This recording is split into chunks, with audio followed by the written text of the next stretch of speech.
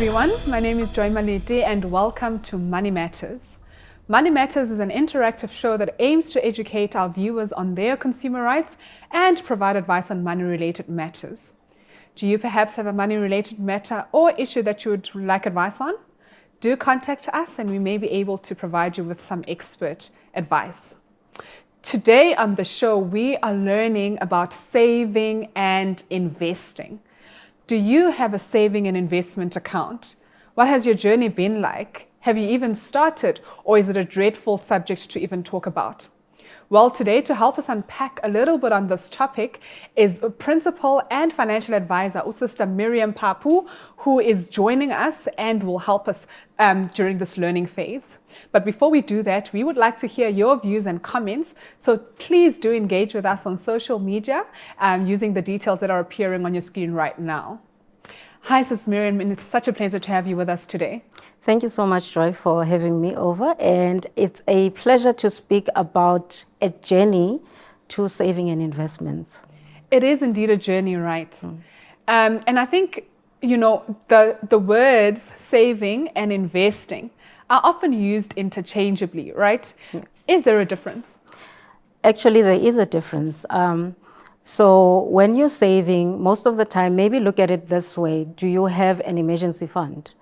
So when you basically are setting up an emergency fund is to say, in the event that there is an emergency, where do I then tap into? And you need to have that savings pocket.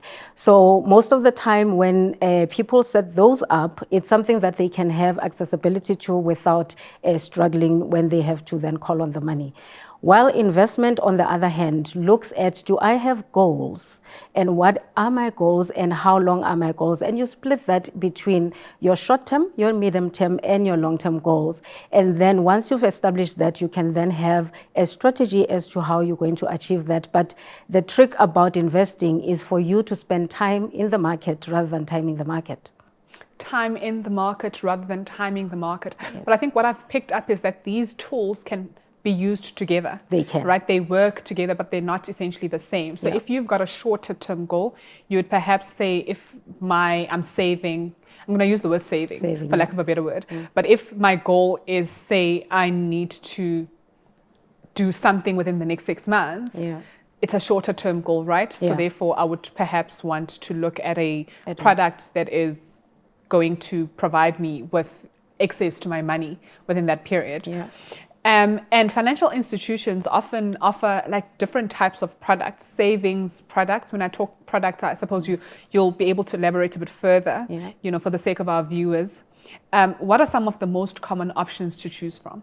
The most common that the majority of our people know, it's a savings account.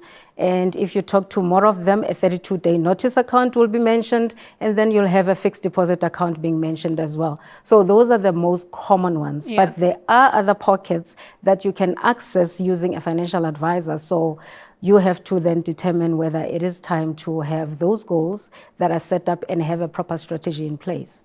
Okay. So those are some of the most common ones. And what type of financial goals then should one have towards, say, a savings account? So what type of goals would you say, you know, often fit the bracket of a savings plan? Okay. So like I mentioned, an emergency fund, you could have it with a bank where you can put it in. You could put it in a 32-day notice because at least there's a 32-day notice period, which is shorter than a year, which you can use if you've got fixed deposit, because those are slightly longer, but also they have also the terms that you are basically invested in them. You do not break them. If you do, then there's penalties to that. So you have to look at what are my options in terms of accessibility. But there are also other investment vehicles that you can use that are easily accessible on a 32-day notice. But more than that, the returns are much better than that as well. Yeah. So in other words, I mean, we're talking emergency funds, and I'm assuming that in a case of an emergency, I can't really wait 32 days, No. right? So what then is the difference between a 32-day notice and a money market account, say from an interest perspective or from a return perspective? I mean, you've got your call accounts where you can easily call the money and it's accessible, a money market account. Like, what are the differences there from a return perspective? So they will be dependent also on the amount of money that you've got in them. If you look at the bank ones, they will usually say from 0 to 10,000, you'll earn so much interest in it. If you move from 10,000 to 20,000, there will be a different rate of interest. When you exceed $1 million in there will be a much better interest that you will be earning from that. But more than that, you've got what we call unit trusts. And those are also easily accessible, but yet a lot of people don't even know about them. With them, you put in a notice, within 48 hours, the money is in your bank account. Yeah. So talk about accessibility. Those are some of the products that we should be tapping into. But when it comes to a return, from a returns point of view, they get much better than what you are getting at a bank. So a money market, you'll have a money market that is with a bank. It will be different from a money market from if you have an advisor that then puts that money with a fund manager. So usually it's about 1.5% difference in that money market versus the one that you find with a fund manager. I mean, you've mentioned and you touched quite a bit on the better return prospects that I can get on in other products.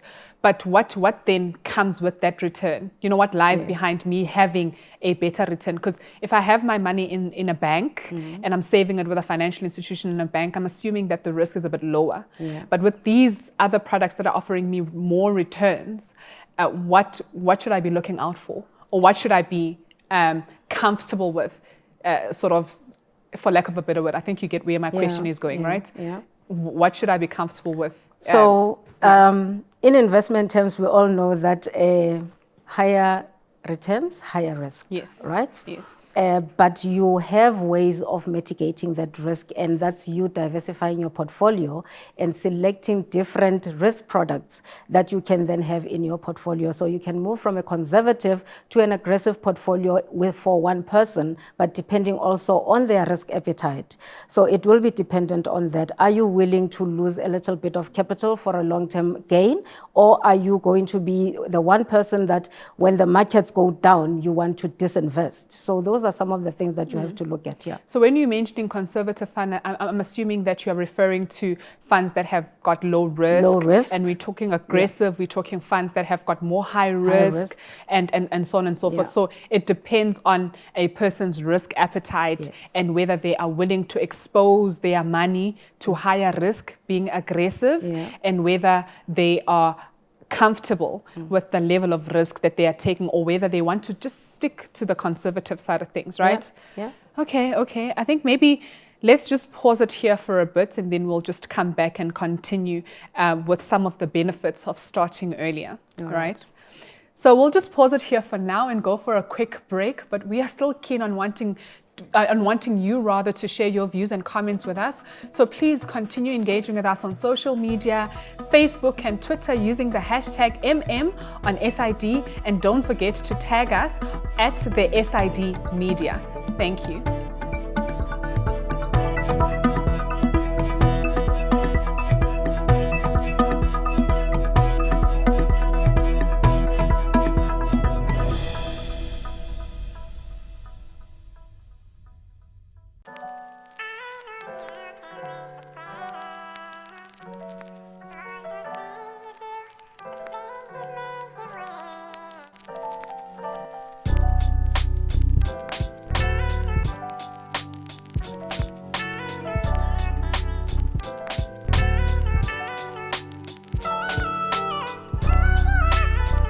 All of these and more on SID Media TV.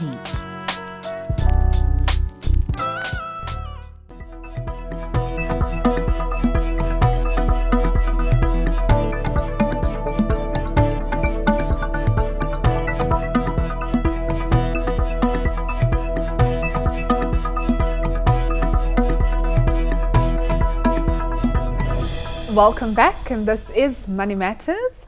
We are still talking saving and investing with Sister Miriam, Papu, who is a principal and financial advisor. Before the break, we were discussing some of the different products that are available in the market for saving and what kind of goals should you be saving for. Please don't forget that you're part of this conversation as well. So we would like to get your views and comments. So please comment on Facebook and Twitter using the hashtag MM on SID. Do not forget to tag us at the SID Media. Sister Miriam, we were still discussing some of the types of financial goals that I should be saving for. And I think it's also good that we mention some of the benefits of starting my savings plan earlier rather than later. You know, sometimes we often say I need to get to a certain level of income before I can start saving. What are the benefits of starting this journey earlier?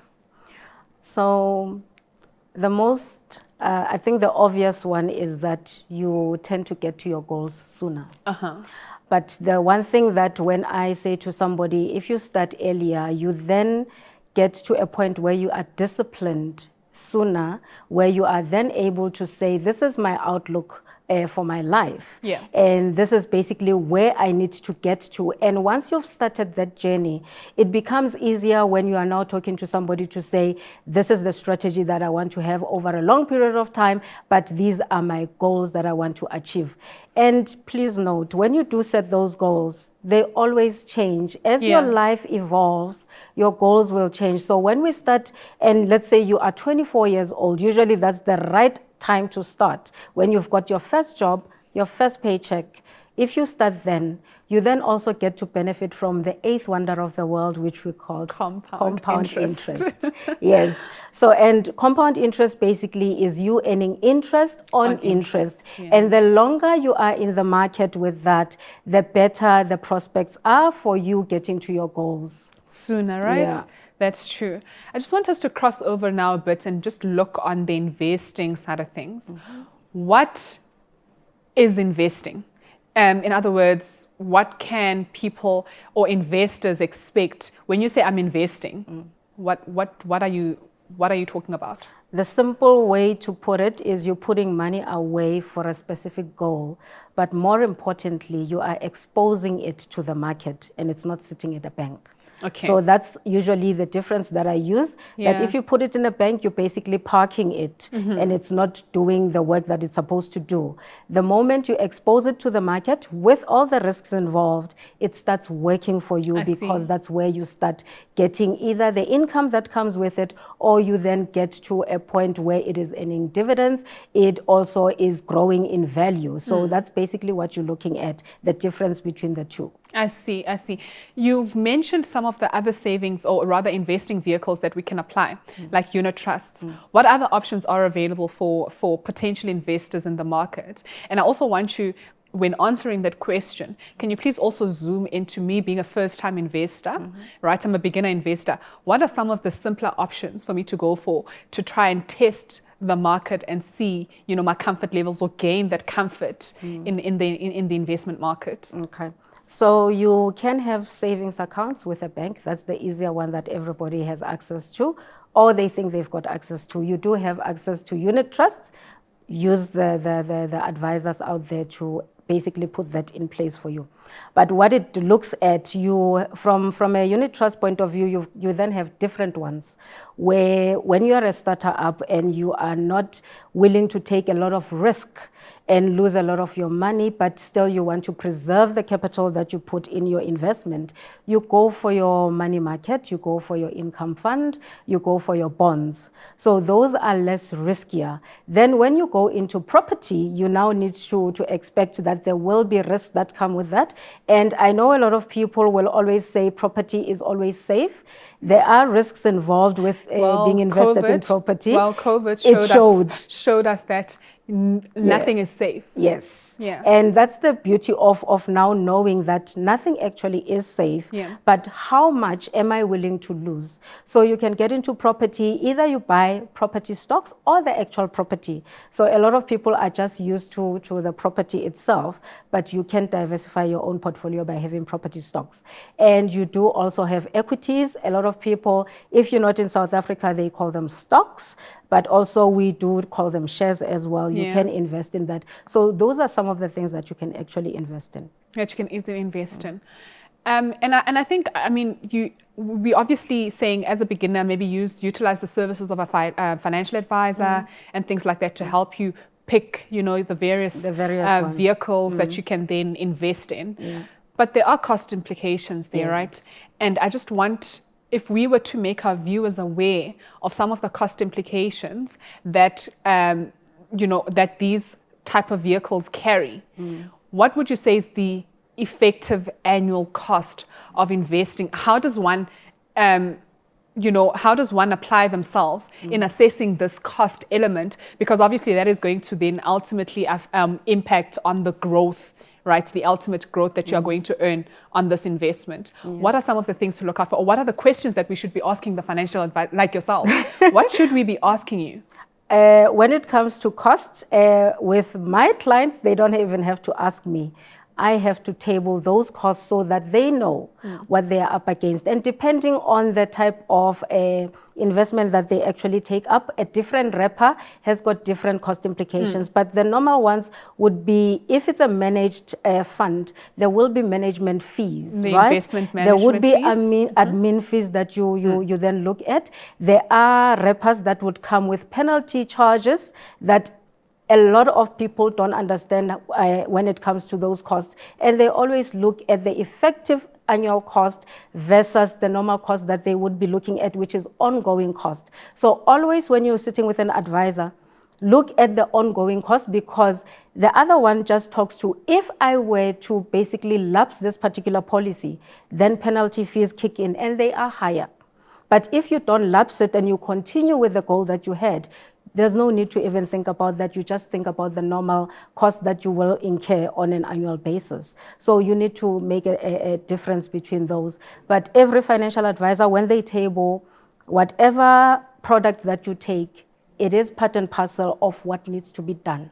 That's true, right? Yeah. So I think what essentially the take home for our viewers at home is that you just need to be aware that there are some costs over and above the financial advisor cost. There is also asset management fees that are carried in that portfolio. There's also some admin fees, like you've mentioned, that come. So they could, like, the costs could really go high, but you just need to weigh it up with the growth prospect of that investment vehicle that you're going for, which is quite interesting. And, you know, we've got things like your education, say education benefits or education fund. Most people aren't really aware that this is maybe not necessarily an investment vehicle, but a risk product. Can you maybe just differentiate between the two? Say the one that actually comes your way only at, you know, so your kids can only access it at your death. There's actually two. Right? There is one that is risk specific that comes with your risk policy. But there is also an education policy, which is an investment. So like there'll always be the difference between the two. But if I were to paint the difference between the risk one versus the investment, with the risk one, it's a smaller amount that you pay on a monthly basis. And yet, if you were to die tomorrow or be disabled tomorrow, your child, depending on which institution you are you've taken out that risk policy with, their education would be paid up until they get their first degree. And let's say it happens 6 months down the line after you just got that policy. Your child's education is already secured. But people don't understand that not all of those will then become an investment at the end. And then there is investment one. You basically then say, this is the goal that I'm basically investing for. And you put it in an investment policy. It's a wrapper on its own, where in the event that now your child, let's say you say, I'm going to be in it for 20 years. My child is going to go to varsity 20 years from now. That's what I'm saving for. What is sitting in that investment is only what your child will have available to them for their education. For their education. Thank you. Can you hold that thought while we continue, Sis Miriam? We'll be right back shortly after this. Please do continue engaging with us on social media using the details as they appear on your screen right now. See you just now.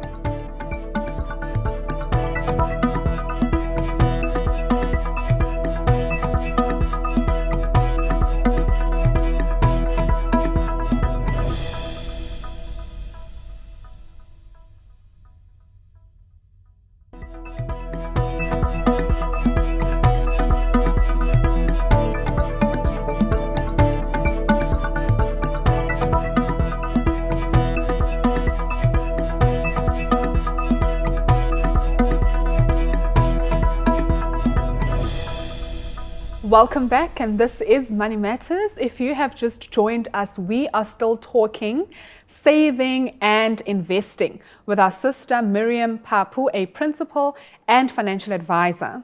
Please do continue engaging with us on our social media platforms, Twitter and Facebook, using the hashtag MM on SID. Do not forget to tag us at the SID Media. If you have any questions or views, please just share them on those platforms.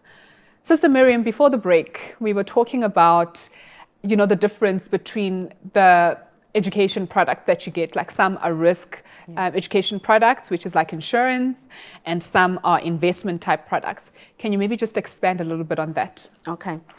So if we look at the investment one, when a parent needs to now be investing for their child, what can happen is that depending on when they actually start, I usually, most of the time when I find a parent with a child that's just been born, I already say, can we look into their education and also start planning for it? But also we then put it on a risk policy to have that one, because it's going to take time when you're looking at the investment one to build up to an amount that will be sufficient to take the child to school.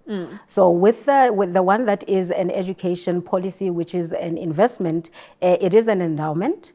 And also it is basically in a tax efficient vehicle, which means that whatever is then going to be paid out when the child needs to go to school is going to be tax free, right? And also what you also need to be sensitized to is that the investment one, you can then select the portfolios that you put into that, and you can vary those depending on the time horizon that you actually have. So that you are able to grow it, and it basically then grow to an amount that is sizable. The difference though that will be between the risk one with the investment, the risk only pays to the educational institutions, while the investment, if the child decides after grade 12, I want to be an entrepreneur, I do not want to go to varsity, guess what? The very thing that we often talk about to say we've got issues with access to capital, you've sorted it out for your child. And they are able to use that as a startup capital and pursue their own dreams. I see. Wow. Can I access the risk one at any point, or is it? Only in the event, the risk event that you covered for, if it is death or disability. Then, okay, that's when you unlock it, when that risk event happens. But also disability, remember, could be an issue because you got a dread disease. It will also be accessible at that time. Yeah, so I think people need to just actually look into what their policies are, how their policies are structured. Yeah, because it's quite important to at least have a view of what is it, or what risk events have I covered. Yeah. Okay.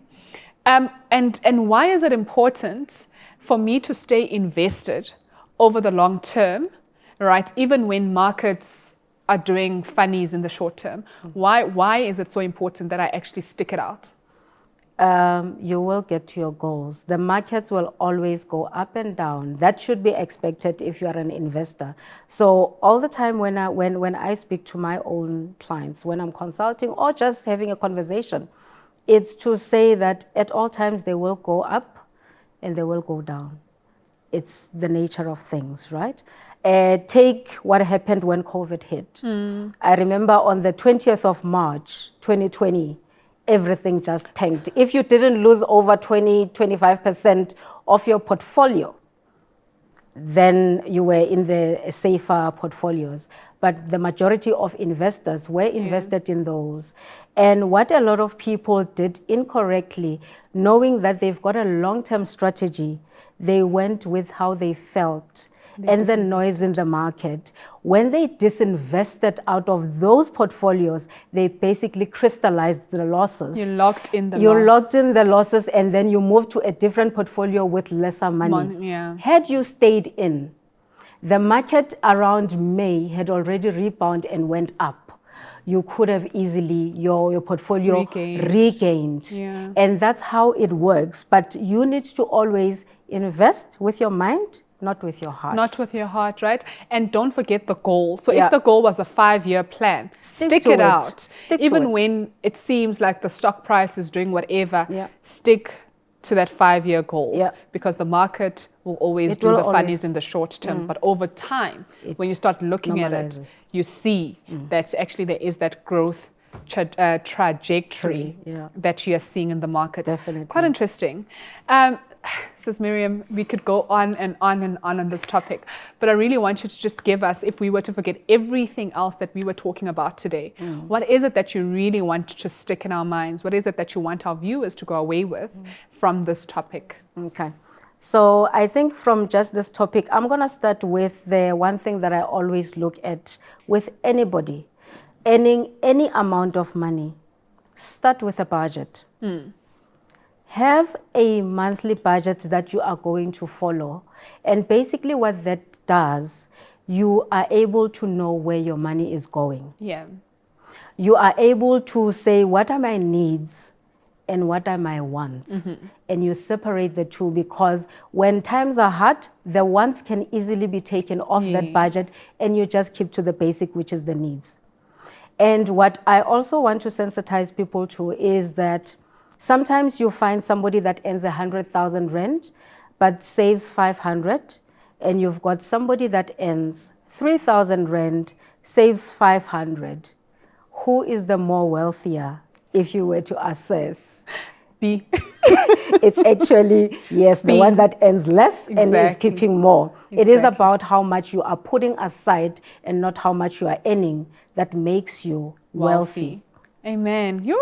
That is just powerful. It's how much you're putting aside as opposed to how much you're earning. Well, that brings us to the end of this show. Thank you so much, Sister Miriam, for all those insights. And I think we've learned quite a bit on this topic, something that we will I'm hoping that we'll be able to apply going forward.